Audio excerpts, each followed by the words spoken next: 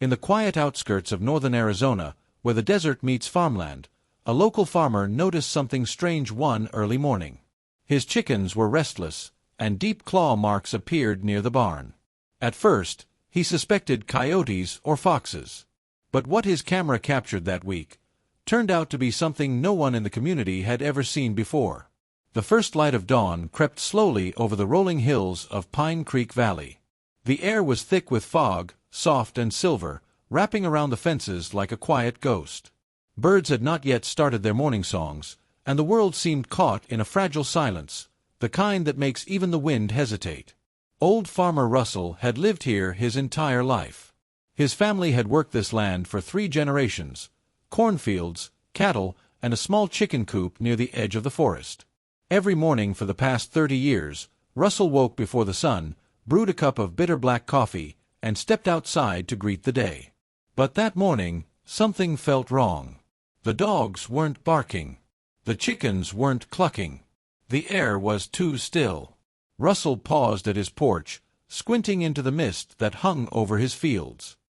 He could feel the weight of something watching him, an old instinct, sharpened by years of working the land. "Must be a coyote," he muttered, reaching for his worn-out hat.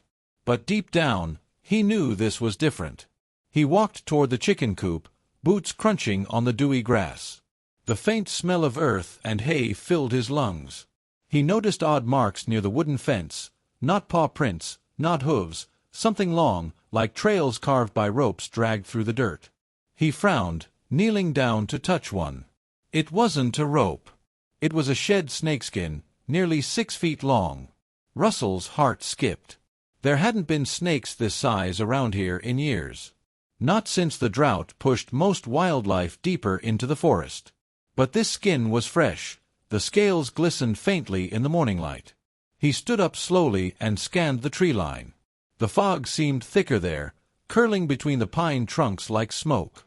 "Whatever you are," he whispered, "you're not from around here." As he reached the chicken coop, he noticed something even stranger. The door was ajar, the wooden latch broken clean off, but not by claws. It looked as if something heavy had slammed against it, forcing its way in. Russell pushed the door open, bracing himself for the worst. But inside, the chickens were unharmed. They were huddled together in one corner, quiet and wide-eyed, but alive.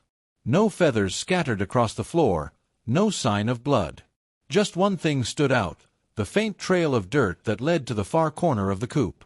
He followed it with his lantern. And that's when he saw the eyes. 2 glowing, amber eyes stared back at him from the shadows. For a second, his breath froze. It wasn't a fox. It wasn't a raccoon. It was larger, sleeker. As the light revealed more of its shape, Russell realized he was looking at a bobcat. But something about it was wrong. The bobcat didn't snarl or run. It was breathing heavily, sides heaving as if it had been in a fight. Its fur was slick with mud and streaked with scratches. And just beneath its paw, something moved. Russell stepped closer, his pulse quickening. The movement came again, a faint hiss. He raised the lantern higher, and that's when the truth hit him like a hammer. A snake, long and thick, was coiled beneath the bobcat's paw. Not dead, but trapped. The 2 animals were locked in a tense standoff. The bobcat was pressing it down, but not attacking. The snake, in turn, wasn't striking, just trembling, its tongue flicking in and out. Russell stood frozen. He had seen animals fight countless times on his farm, nature's brutal cycle, predator and prey.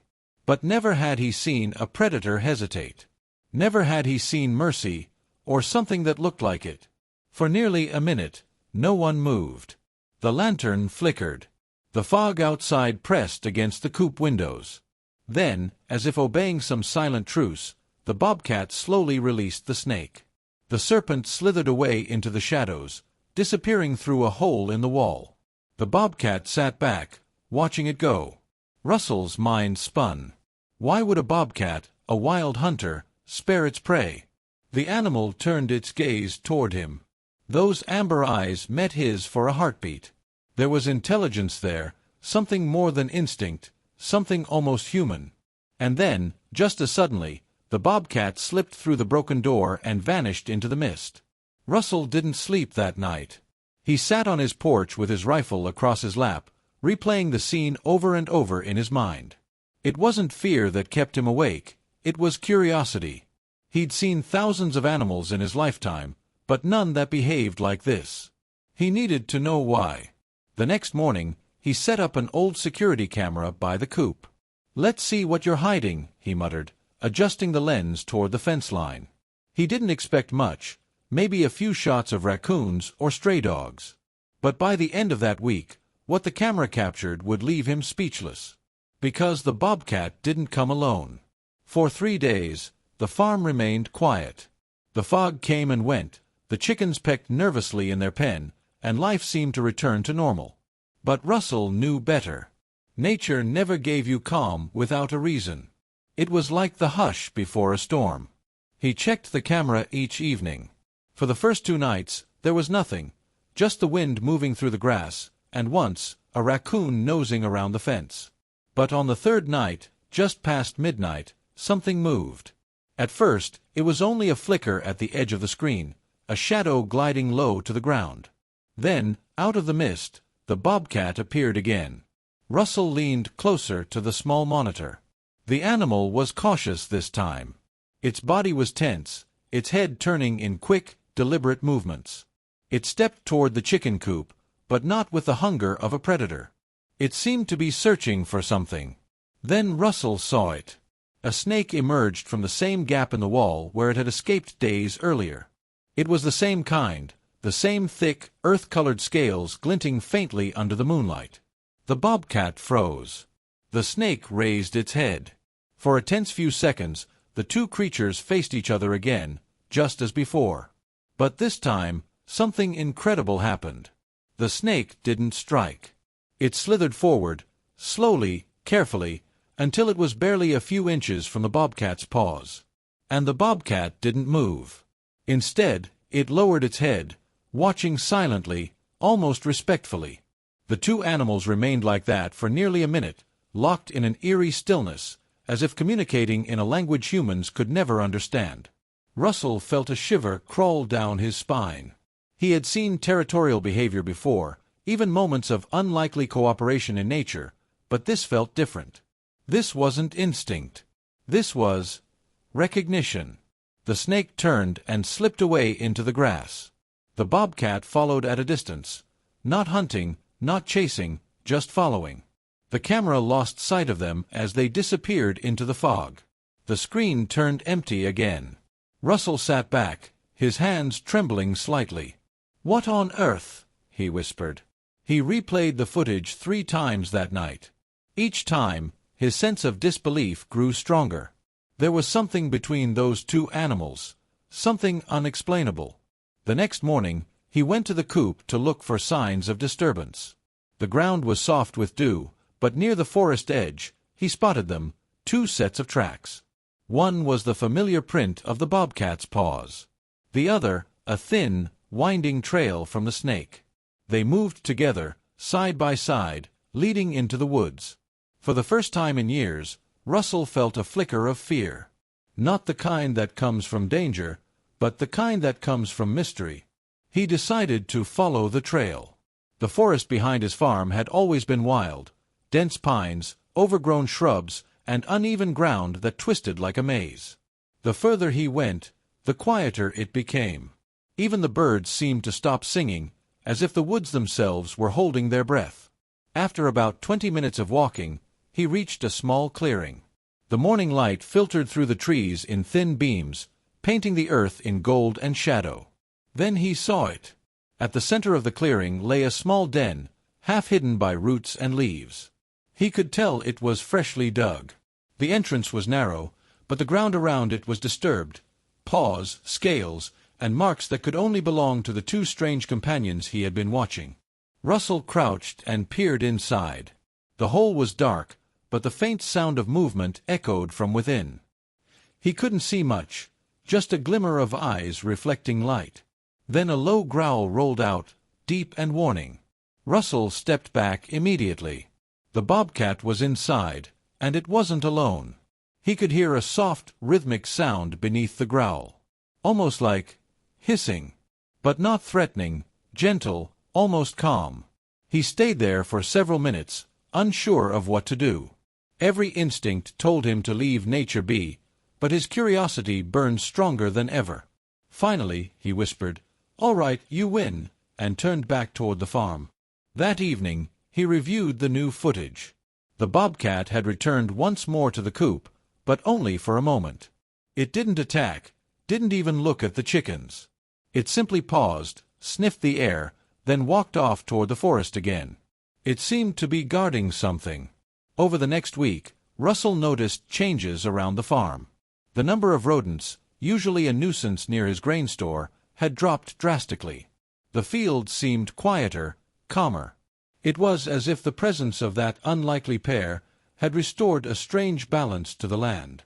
Even the chickens seemed less restless. But the mystery deepened one stormy night, when Russell was jolted awake by the sound of a crash. Thunder rolled across the valley, shaking the windows. He grabbed his flashlight and ran outside, the rain pelting against his face. The wind howled, and through the flashes of lightning, he saw the chicken coop door swinging wildly. When he reached it, the sight made his stomach twist. Inside, feathers were everywhere. The chickens clucked in panic, scattering to the corners. And in the center of the chaos was the bobcat, soaking wet, panting hard, and bleeding. A fresh wound streaked across its side. Russell's first instinct was to raise his rifle, but something stopped him. The animal wasn't attacking. It was trembling, weak, and frightened. Behind it, through a gap in the broken wall, he caught a glimpse of movement, the snake again, curling protectively near the bobcat's hind legs. Lightning flashed, and for a split second, the whole scene froze in white light. The bobcat leaned against the wall, the snake coiling tighter, as if shielding it. The storm roared around them, but inside the coop, there was an eerie stillness. Two wild creatures, not fighting for survival, but fighting together against something unseen. Russell lowered his rifle. "What happened to you?" he whispered. The answer would come soon, but not in the way he expected. Because by morning, the storm would uncover something buried deep beneath his land. Something that would explain why the bobcat had come. And why it had chosen his farm of all places. By sunrise, the storm had passed, leaving the valley soaked and silent. The sky hung low, gray and heavy, while the fields shimmered with puddles of water that reflected the dull morning light. The farm, usually alive with the sounds of roosters and rustling grass, now felt hollow. Russell stepped outside, his boots sinking slightly into the mud. The air smelled of wet earth and pine sap, the scent of renewal, but also of something unsettled. He walked toward the chicken coop, his breath visible in the cold air. The night's events replayed in his mind like fragments of a dream: the lightning, the wounded bobcat, the serpent curling beside it like a guardian. But when he reached the coop, it was empty. No bobcat. No snake. Only a faint smear of blood on the wooden floor, leading out toward the field. Russell followed the trail. It led him past the fence line, across the waterlogged grass, and toward the tree line. Each step stirred the silence, his heart heavy with both worry and fascination. Whatever had attacked that bobcat, it hadn't been another wild animal. The wound was too clean, too precise.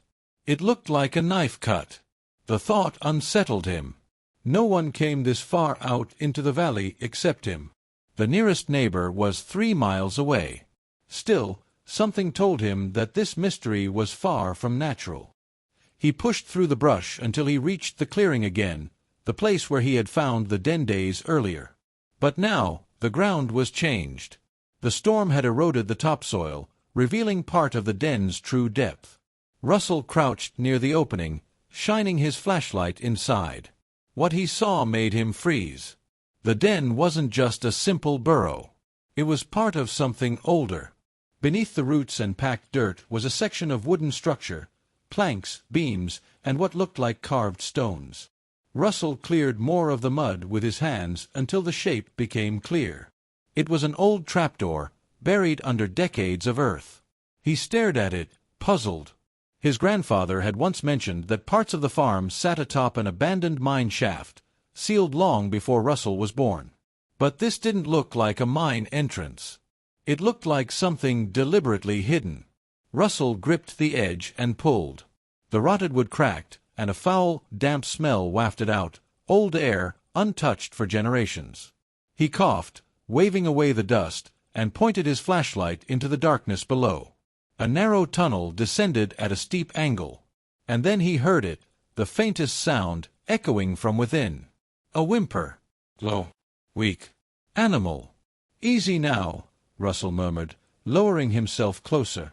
The whimper came again, and this time it was joined by a soft hiss. His pulse quickened. Without thinking, he climbed down. The tunnel was cold and wet, the walls glistening with moisture.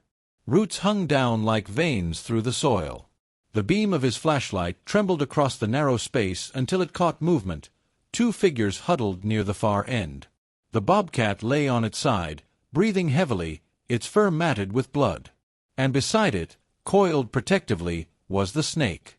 Russell crouched, speaking softly. "It's all right. I'm not here to hurt you."